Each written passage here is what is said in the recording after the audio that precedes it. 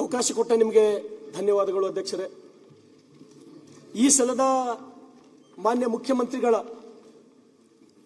ಬಜೆಟ್ಟಿನ ಮೇಲೆ ಇವತ್ತು ಇಡೀ ರಾಜ್ಯದ 7 ಕೋಟಿ ಜನ ನೂರಾರು ಬೆಟ್ಟದಷ್ಟು ಭರವಸೆಗಳನ್ನು ಇಟ್ಟುಕೊಂಡು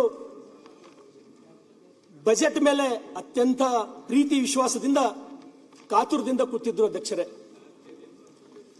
ಈ ಬಜೆಟ್ ಈ ರಾಜ್ಯದಲ್ಲಿ ಕಳೆದ ಮಳೆಗಾಲ ಅತಿಯಾದ ಅಪಾಯಕಾರಿ ಮಳೆಗಾಲ ಆಗಿ ಇಡೀ ರಾಜ್ಯದ 7 ಕೋಟಿ ಜನರ ಭವಿಷ್ಯ ಸಂಕಷ್ಟಕ್ಕೆ ಸಿಲುಕಿತ್ತು.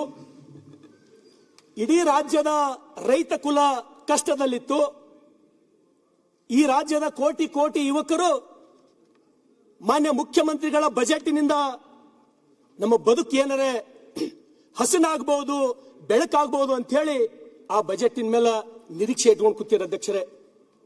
ಆದ್ರೆ ಅಧ್ಯಕ್ಷರೇ, ಸಿದ್ದರಾಮಯ್ಯನವರು ಬಜೆಟ್ಟಿನ ಭೀಷ್ಮ, ಬಜೆಟ್ಟಿನ ಪಿತಾಮಹ. ಆದ್ರೆ ಅಧ್ಯಕ್ಷರೇ, ಆ ಬಜೆಟ್ ಹೊರಗಡೆ ಬಂದಾಗ ಈ ರಾಜ್ಯದ 7 ಕೋಟಿ ಜನ ನಿರಾಶೆ ಆದ್ರು ಅಧ್ಯಕ್ಷರೇ.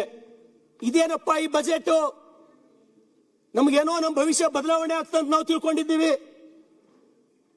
ಈ ಬಜೆಟ್ ಈ ಜನರನ್ನ ಕತ್ತಲೆಗೆ ದೂಡ್ತಕ್ಕಂತ ಬಜೆಟ್ ಅಧ್ಯಕ್ಷರೇ.